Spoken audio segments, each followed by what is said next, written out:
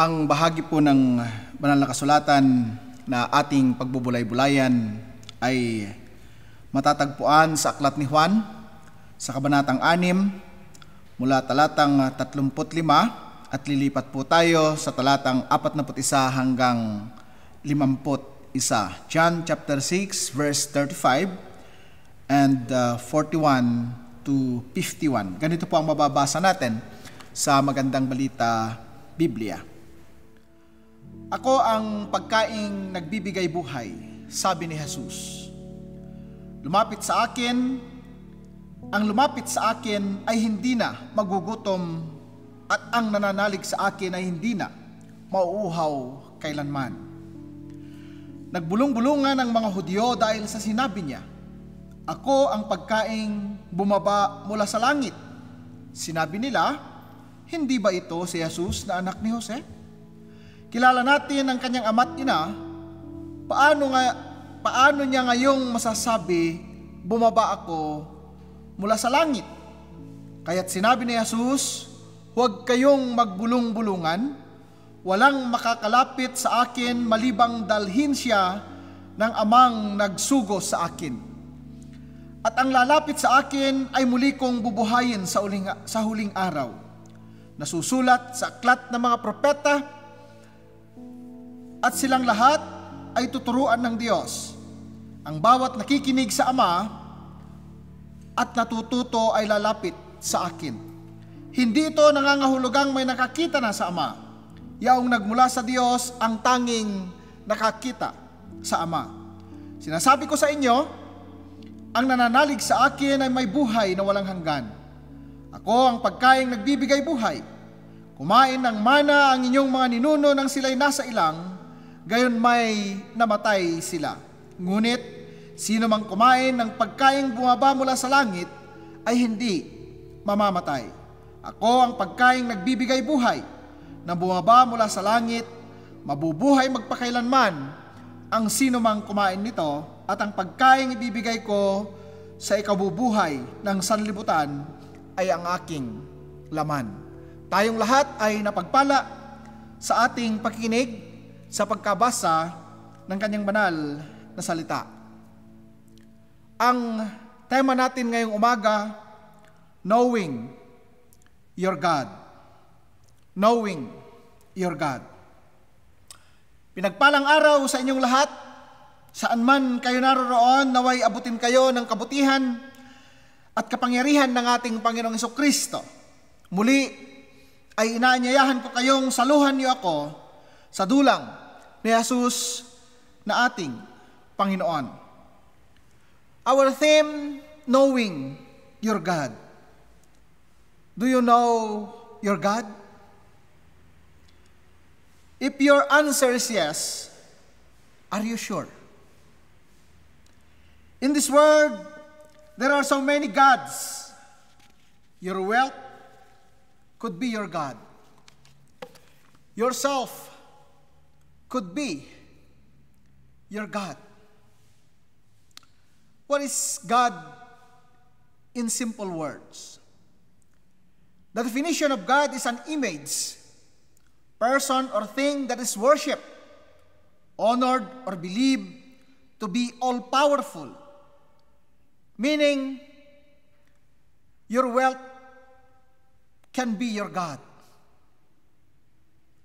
Yung lagi nating sinasabi o lagi nating naririnig, lahat magagawa ng pera. Yourself could be your God. Yung lagi nating tinitignan o lagi nilang tinitignan o may mga taong tumitingin doon sa kung sino sila.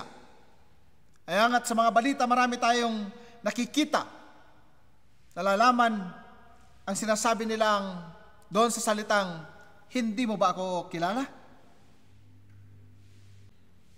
Anything that you'll be honoring and worshiping and trusting rather than God is your God. Anumang bagay, sitwasyon o tao, sino mang tao, na binibigyan mo ng pagkilala or sa salitang sinasamba mo na siya, or binibigyan mo ng tiwala ng higit pa sa Diyos ni Abraham, ni Isaac at ni Jacob, ay isa ng Diyos sa iyo. Yung worship. What is worship? To regard with great or extravagant respect, honor, or devotion. Mula sa 10 utos, mga kapatid, sa Exodus chapter 20, makikita po natin dito yung batas na ibinigay ng Diyos kay Moises. At ang sinabi ng Diyos kay Moises, "Ako si Yahweh, ang Diyos na naglabas sa inyo sa Ehipto at humango sa inyo sa pagkaalipin. Huwag kayong magkakaroon ng ibang Diyos maliban sa akin. Huwag kayong magkakaroon ng Diyos-Diyosan o kaya'y larawan o ribulto ng anumang nilalang na nasa himpapawid, nasa lupa, o nasa tubig. Huwag kayong yuyukod o maglilingkod sa alinman sa mga Diyos-Diyosan, iyan sapagkat akong si Yahweh ay mapanibughuin." Ito yung batas, ito yung paalala, ito yung sinabi ng Diyos kay Moises na kailangan niyang sabihin sa mga Israelita. Sapagkat sa kanilang kapanahunan ay napakaraming kinikilalang Diyos. Napakaraming mga Diyos-Diyosan. Maalala nyo, kung nagkaroon na po tayo ng advanced reading o nabasa po natin ang buong Exodus or yung buong unang libro ng Old Testament from Genesis,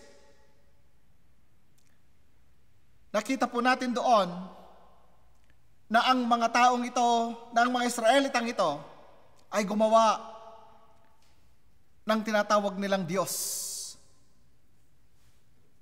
Gumawa sila ng Goya, gumawa sila ng isang imahin, at dito nila binibigay yung kanilang trust. Samantalang sinabi sa kanila ng Diyos na huwag kayong magkakaroon ng ibang Diyos maliban sa akin. Ngunit marahil ito'y hindi naintindihan ng mga Israelita, at marahil kulang yung kanilang kaalaman at karanasan kung sino yung Diyos na nagligtas sa kanila mula sa kanilang pagkaalipin sa Ehipto. Then, tayo. Who is our God? Who is your God? Who is your God? Sabi ko kanina, pwedeng ang sarili natin ay maging Diyos natin. Pwedeng ang kayamanan natin ay maging Diyos sa atin. But truly, sa atin, sino ba yung Diyos mo? Jesus introduced himself being the true God. He said, "I am the bread of life. I am telling you the truth. He who believes has eternal life. The truth that only God can give eternal life." Yung salitang "I am" na ginamit ng ating Panginoong Jesucristo, na dito sa bahagi ng banal na kasulatan na binasa ko po sa inyo for the second time, sinabi niya ito uli, "I am the bread of life." And for the third time, again, sinabi niya ito, "I am the living bread that came down from heaven." Ito yung mga salita ng ating Panginoong Jesucristo na nagsasabing at inaakong siya ay Diyos. No? Siya ay Diyos. And if you eat this bread, sabi niya, "I am the living bread that came down from heaven, and if you eat this bread, you will live forever." Anong klaseng tinapay? Yung sinasabi ng ating Panginoong Jesucristo. "The bread that will give you is my flesh, which I give, so that the world may live." May live. Do you still remember when God called Moses to liberate Israelites or the Israelites from the power of the king of Egypt? God told to Moses in Exodus chapter 3 verses 8 to 15, "Now I am sending you to the king of Egypt so that you can lead my people out of his country. But Moses said to God, I am nobody. How can I go to the king and bring the Israelites out of Egypt? Ito yung sinasabi ni Moses. No? Anong magagawa ko? Sino ba ako? Nakausapin ng Paraon. No? But God answered him, I will be with you, and when you bring the people out of Egypt, you will worship me on this mountain. That will be the proof that I have sent you.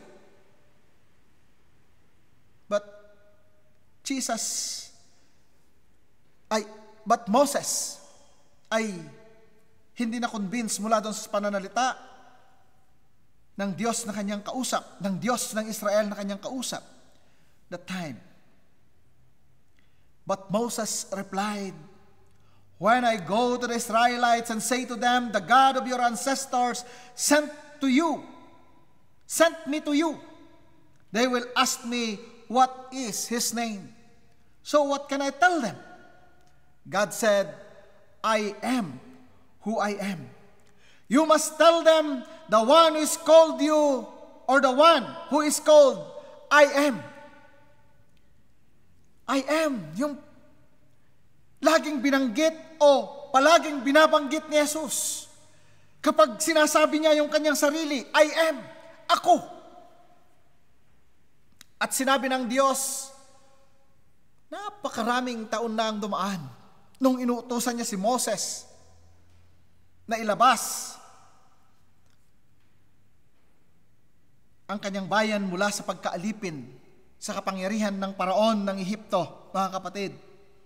Sinabi ng Diyos kay Moises, I am who I am. Ako'y si ako nga. And the one who is called I am has sent me to you. Ito yung sabihin mo sa kanila. Tell the Israelites that I, the Lord, the God of their ancestors, the God of Abraham, Isaac, and Jacob, and had sent you to them. This is my name forever. This is what all future generations are called to me. Heto yung mga bagay na ayaw intindihin at di maintindihan ng mga taong nakapalibot kay Jesus. Nung pinangangaral niya sa kanila ang mabuting balita, nung inaako niya yung pagiging Diyos niya. And actually, dito siya ipinako. Dito nagalit ang mga church leaders, mga religious leaders at that time. At sa John chapter 8, mga kapatid, verses 22 to 28, may pag-uusap si Jesus sa mga Hudyo. Sinabi ng mga Hudyo, magpapakamatay kaya siya? Kaya niya sinasabing, hindi kayo makakapunta sa paroroonan ko? Sumagot si Jesus, kayo'y taga-ibaba, ako'y taga-itaas. Kayo'y taga-sanlibutan, ako'y hindi. Kaya sinasabi ko sa inyo, na mamamatay kayo sa inyong mga kasalanan. Mamamatay nga kayo sa inyong mga kasalanan kung hindi kayo maniniwalang ako'y si ako nga. Mamamatay kayo sa inyong mga kasalanan kung hindi kayo maniniwalang ako'y si ako nga. Na binanggit at nagmula mismo sa Diyos ni Abraham, ni Isaac at ni Jacob yung salitang ito, I am who I am. At ang tanong ng mga Hudyo sa kanila, sino ka ba? Sumagot si Jesus, ako'y yaong sinabi ko na sa inyo mula pa noong una. Marami akong masasabi at may hahatol laban sa inyo. Ngunit totoo ang sinabi ng nagsugo sa akin. Ang narinig ko sa kanya ang ipinapahayag ko sa sanlibutan. Hindi nila naunawaan na siya ay nagsasalita tungkol sa Ama. Kaya't sinabi ni Jesus, kapag naitaas na ang anak ng tao, malalaman ninyong ako'y si ako nga. Wala akong ginawa sa ganang sarili ko lamang. Nagsasalita ako ayon sa itinuturo sa akin ng Ama. Sinasabi ko sa inyo, bago ipanganak si Abraham, ako'y ako na. Ito yung sinabi niya doon sa account ni John, doon sa chapter 8, verses 58. And doon sa Psalm 23, verse 1, Sinabi ni David, "The Lord is my shepherd." At ang sinabi ni Jesus sa John 10 verse 11, "I am the good shepherd." Napakaraming mga patunay na sinabi ang ating Panginoong Jesucristo doon sa kanyang pagiging Diyos, ngunit hindi siya pinaniwalaan ng mga taong nakapaligid sa kanya. Patuloy siyang pinagdududahan, patuloy siyang tinatanong. At hindi nila naabot yung wisdom na kailangan nilang magkaroon upang maintindihan sana yung sinasabi ng ating Panginoong Jesucristo. Kaya lalong nagalit ang mga tao sa kanya mula sa mga statement na ito. Bago pa ipanganak si Abraham, ako na. In the beginning, doon sa John chapter 1, sabi niya, "In the beginning, the Word already existed. The world was with God, and the Word was God. From the very beginning, the Word was with God. Through Him, God made all things, that one thing in all creation was made without Him." And sa verse 14, "The Word became human being and full of grace and truth, living among us. We saw His glory, the glory which He received as the Father's only Son." Ang mga talatang ito ay patuloy na nagpapatunay maging sa ating panahon na nagsasabing si Jesus ay Diyos. At patuloy doon sa kanyang mga statement, nagsasabi sa mga taong nakapaligid sa kanya na inako niya yung pagiging Diyos niya. Ngunit, hindi sila naniwala. Sino ba talaga ang Diyos nila? Sino ba talaga ang pinaniniwalaan ng Diyos ng mga Hudyo? Sino ba yung Diyos na sinasabi nila sa ating Panginoong Hesukristo? Nagkulang sila ng pangunawa. Nagkulang sila, mga kapatid, ng karanasan marahil o naging taken for granted ang kanilang karanasan doon sa Diyos na kanilang nakilala. Biro mo yung karanasan ng mga Israelites noon? No? Itinawid sila ng Diyos mula sa dagat at naging tuyo ito. Mula sa kanilang paglalakbay, sa kanilang paglabas sa Ehipto, sa tanghaling tapat, nililimliman sila ng ulap upang hindi masunog yung kanilang balat. At mula sa kanilang paglalakbay, paggabi, mayroong haliging apoy upang makita nila ang kanilang dinaraanan. But all of these experiences was taken for granted by the Jews and the Israelites. Now, mga kapatid, who is the God of Abraham, Isaac, and Jacob?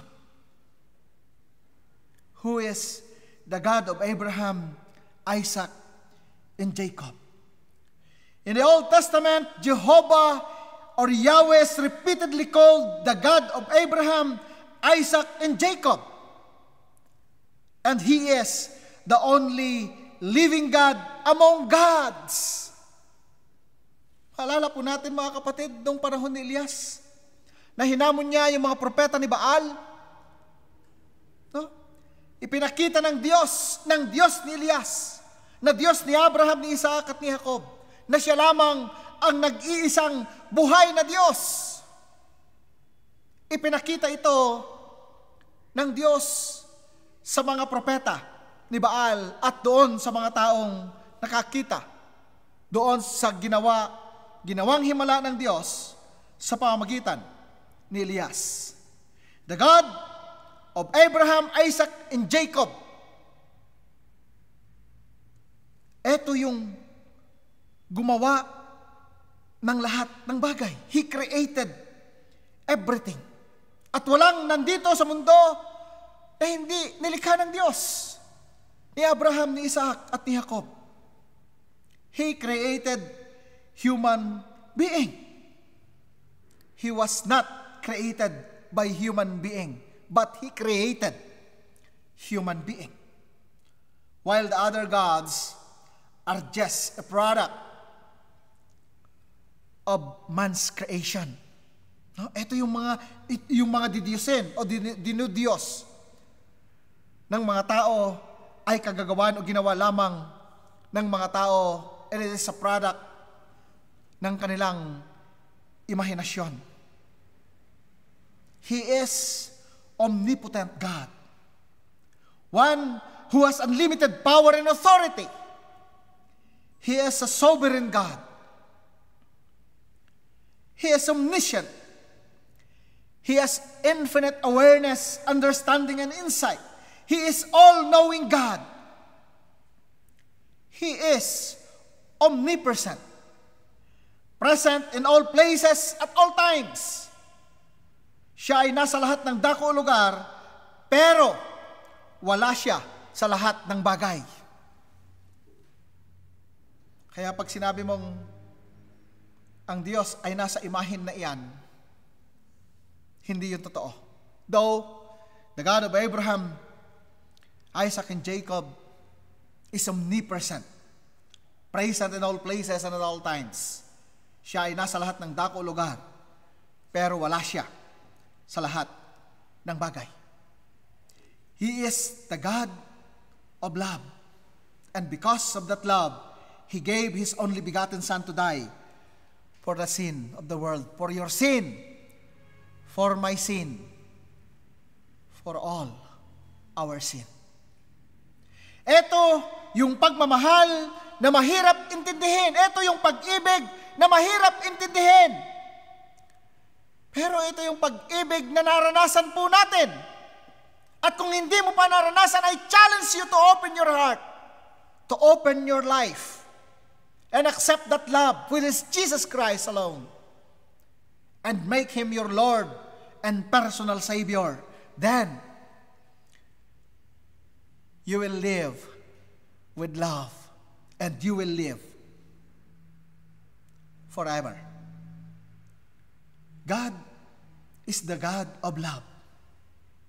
At itong pag-ibig na ito, mga kapatid, na ibinigay niya sa atin, ay hindi kailanman natin kayang pantayan. Kung hindi natin kayang pantayan, hindi lalong hindi natin malalampasan. Bagamat, ang Diyos po natin, mga kapatid, ay Diyos ng pag-ibig, He is also the God of justice. The God of justice. Malala po natin yung mga gospel, yung mga Old Testament readings po natin doon sa 2 Samuel chapter 11, at idagdag pa natin yung chapter 12. Ito ay patungkol sa istorya sa buhay ni David. Si David ay nagkasala sa Diyos dahil sa pagsiping niya kay Bathsheba, na asawa ng kanyang sundalong si Urias. At hindi pa siya nakontento rito. Dahil gusto niyang itago ang kanyang ginawang kasalanan, pinapatay niya si Urias. Si David ay napakatuso. Napakalinis niyang gumawa. Noong silipingan niya si Bathsheba at nabuntis ito, pinauwi niya si Urias, yung asawa ni Bathsheba, mula sa labanan upang sipingan sana ang kanyang asawa. Ngunit alam po natin doon sa istorya, doon sa bahagi ng banal na kasulatan ito, na hindi umuwi si Urias sa kanyang asawa that time. So nabigo po si David doon sa kanyang hangarin na maitago ang kanyang kasalanan. Dahil tuso po siya at pwede niyang gawin yung mga bagay at pwede niyang itago yung kasalanan na kanyang ginawa, mga kapatid, ay pinauwi niya si Urias. No? Pinapatay niya si Urias kakusana sa labanan. Ito po yung ginawa ni David na naging kasuklam-suklam sa mata ng Diyos. Sapagkat sinabi ng Diyos sa kanya, ang lahat ng bagay ibinigay ko sa iyo. Ibinigay ko yung mga asawa ng iyong mga kaaway. Ibinigay ko yung kayamanan ng iyong mga kaaway, at pwede ko pang dagdagan yung mga bagay na iyan. Ngunit anong ginawa mo? Ito yung sinabi ng Diyos. Nagalit at nalungkot ang Diyos. Inutusan niya si Propeta Nathan kay David upang sabihin ang kanyang kasalanan. At si Nathan ay nakipag-usap kay David. Kunento niya na mayroon daw dalawang tao, lalaki, sa isang village. Ang isa ay mayaman at ang isa ay mahirap. Ang mayaman ay napakaraming alaga, samantalang ang mahirap ay mayroon lamang siyang isang alaga.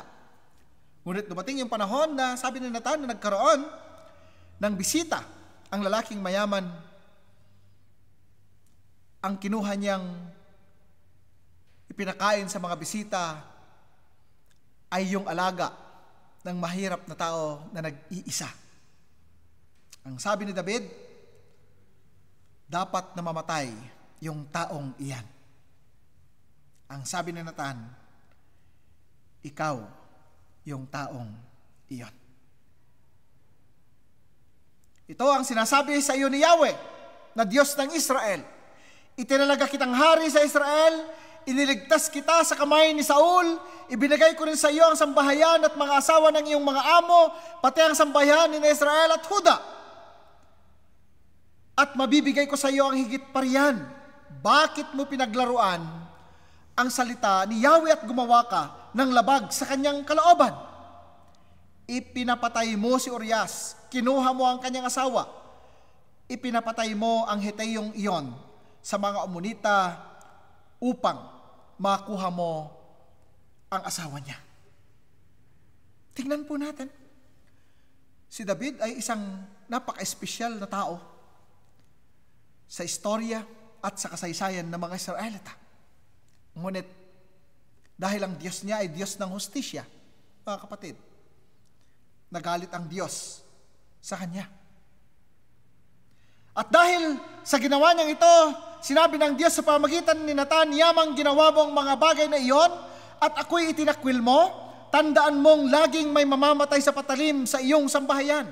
At sinabi pa ni Yahweh, pagkakagalitin ko ang iyong sambahayan sa harapan mo'y ibibigay ko sa iba ang iyong mga asawa at sisipingan sila kahit araw. Ginawa mo itong lihim, hayag kitang parurusahan at makikita ng buong Israel. Ito yung sinabi ng Diyos kay David sa pamamagitan ni Nathan. Na ibig sabihin, mga kapatid, na kapag gumawa tayo bilang mga anak ng Diyos, tayo bilang kabahagi sa angkan or doon, kabahagi, mga kapatid, sa kawan ng Diyos, at nakagawa po tayo ng mga kasalanan, ang hustisya'y iiral. Ang hustisya'y mararanasan natin. Bagamat si David ay nagsisi sa kanyang kasalanan, the justice of God had been served and executed. Namatay ang kanyang unang anak kay Bathsheba. At doon sa kanyang mga anak, nagkaroon sila ng kaguluhan, mga kapatid. No, ito yung sinabi ng Diyos na parusa kay David bilang hustisya kay Urias. No? Pagkatapos nito, sabi niya, nagkagulo ang sambahayan ni David. Hinalay ni Amnon ang kapatid niyang si Tamar. Pinatay ni Absalom ang kanyang kapatid ni si Amnon. No? At namatay din si Absalom. Ilan lang ito sa mga nangyari sa buhay ni David. And this is what justice mean to God, to whom He served, and to the God whom we serve. Hindi mananahimik ang Diyos sa mga kabuktutan na ginagawa maging ng kanyang mga anak. Mayroong kaakibat itong konsekwensya. Mayroong kaakibat itong consequences. And ito ay isa-serve and ito ay i-execute ng Diyos natin, mga kapatid. Ikaw ba ay biktima. Mula doon sa mga ganitong sitwasyon, kung ang iyong Diyos ay Diyos ni Abraham, ni Isaac at ni Jacob, kung ang Diyos na iyong pinaglilingkuran ay kilala mo, kung ang Diyos na ating pinag-uusapan ngayon, na gumawa ng langit, ng lupa, nagmahal at nagligtas sa iyo, ay iyong Diyos, ay siya yung iyong Diyos. Ano man yung ginawa ng iba sa iyo. Maybe mahirap nating maintindihan, but it is part doon sa God's plan ng iyong buhay. But, isa-serve ng Panginoon yung justice sa iyo. Sapagkat ang Diyos na ating pinaglilingkuran ay hindi lang God of love, but also He is the God. He is a God of justice. He is a God of justice. My God, your God, our God is a living, powerful, and sovereign God. His ways is far different from our ways. In how He thinks, He plans, and performs. Bakit? Mga kapatid, mula doon sa pangyayari sa buhay ni David, ni Bathsheba, at mula doon sa nangyari sa buhay ni Urias, hindi lingid po sa atin that the lineage of the Lord Jesus, the lineage of the prophesied Savior, came from David and Bathsheba. Have you seen how God works? It is mysterious. It was mysterious. It is difficult to comprehend. Why to Bathsheba? Bakit si Bathsheba? Marami namang mga babae dyan. Maraming mga dalaga dyan. Bakit siya yung ginamit ng Diyos? Upang matupad yung ipinahayag ng mga propeta matagal ng panahon na mayroong Savior na darating. At napakaraming why, and so many whys sa ating mga buhay. Sa mga ginawa ng Diyos na nakita, nabasa at nalaman po natin. In all of this, let us give our full trust and confidence to our God and only God, to our one and only God, because He really knows what is good, better, or best for us. If He is able to turn the water into wine, the sinner into saint, He can also cure you from your illnesses if you have now. He can make you whole again from the brokenness. He can give you peace from your troubles. He can provide all your needs. He can do anything for His own glory. He can stop even the virus, the COVID-19 na kinatatakutan ng lahat sa buong mundo. We cannot put Him in a jar to examine who He really is, but we can know Him through the wisdom and guidance of the Holy Spirit. We can know Him through tough experiences that we have after we encountered Him personally. He is the God who gave His only begotten Son to save you. He gave the living bread to give us life eternal. Brothers and sisters, let us continue to commit our lives, our future, and our everything to the God of Abraham, Isaac, and Jacob, our God. Our God. Sa Diyos po ang papuri. Tayo'y manalangin. Dakilang Diyos na pinagmulan ng lahat ng mabubuting bagay na nasa amin, kami po ay patuloy na lumalapit sa inyo. Bagamat may mga sitwasyon at pagkakataon sa aming mga buhay na hindi ka namin maunawaan at hindi ka namin maintindihan, ngunit sigurado po kami, Panginoon, na ang Diyos na nasa amin ay buhay, sapagkat ang ipinangako niyang buhay na walang hanggan ay aming tinanggap sa pamagitan ng aming pananampalataya at pagsuko ng aming buhay sa aming Panginoong Hesukristo. Sa Diyos na aming naranasan, mula sa mga bagay na ayaw naming maranasan, sa Diyos na nagmahal at patuloy na nagmamahal, sa Diyos ng hustisya na aming pinaglilingkuran, na hindi natutulog at nakakaalam ng lahat ng bagay sa amin, sa aming nakaraan, sa aming kasalukuyan at maging sa aming hinaharap. O Diyos na makapangyarihan sa lahat, o Diyos na buhay at walang ibang Diyos na buhay at makapangyarihan kundi Ikaw lamang, O Yahweh. We praise Your holy name, O God. At dalangin ko, O Diyos, ang lahat ng nakakasama ko ngayon sa iyong dulang, naway maranasan kanila.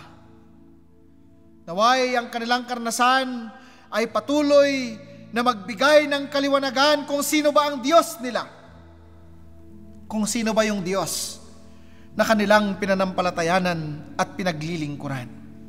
O Diyos sa manaming banal, itinataas namin sa inyo ang buong mundo, ang sitwasyon ng aming mundo ngayon dahil sa virus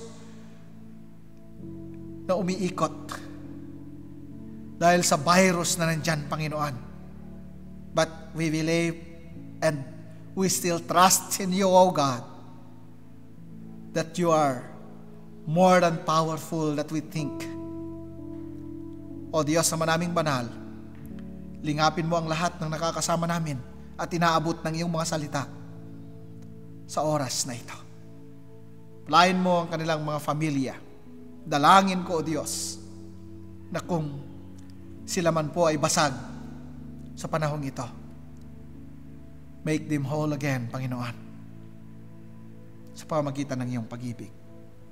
Dakilang Diyos, patuloy naming ipinapanalangin ang Baguio City First United Methodist Church, ang kanyang ministeryo, sa mga ministries, Panginoon, ng online, sa mga ministries, Panginoon, within Blessed. Dalangin ko, O Diyos, na Ikaw ang magbigay ng katagumpayan sa iglesyang ito. At patuloy na dinadalangin ko ang aming mga church leaders, ang aming church council, and even our church members. Dalangin ko, O Diyos, na patuloy Mo kaming bigkisin sa isang pananampalataya, sa isang pagliligtas, at sa isang paglilingkod. Maraming salamat, O Diyos, sa provision Mo ng mga gadgets na ito. Maraming, O Diyos, sa provision Mo sa lugar na ito. Maraming salamat, O Diyos, sa provision Mo sa buhay ni Rael na Iyong ginagamit, Panginoon, upang ang Iyong mga salita ay maiparating at makarating saan man sulok ng mundo na mayroong ganitong teknolohiya. O God, may we experience Your power, Your infinite power, Panginoon, sa aming mga buhay, kasama ng kasalo namin sa iyong dulang. Maraming salamat, Ama. Patawarin Mo kami sa lahat ng aming pagkukulang at pagkakasala. Patawarin Mo kami, O Diyos, sa aming mga naisip, sa aming mga nasalita at sa aming mga nagawa na hindi nakapagbigay sa inyo ng kapurihan. Dakilang Diyos, ito ang aming panalangin sa dakilang pangalan ng aming Panginoong Hesukristo. Natapos na ang ating sama-samang pagsamba, ngunit kayo magpapatuloy sa inyong paglilingkod. Ang anumang biyaya na inyong tinanggap ay inyong ipamuhay. Huwag din naman ninyong kalimutang ibahagi sa iba. Mag-uumpisa sa inyong tahanan at sa lahat ng mga taong inyong makakasalamuha sa araw-araw. Sa pangalan ng Ama, ng Anak at ng Espiritu Santo. Amen. Amen.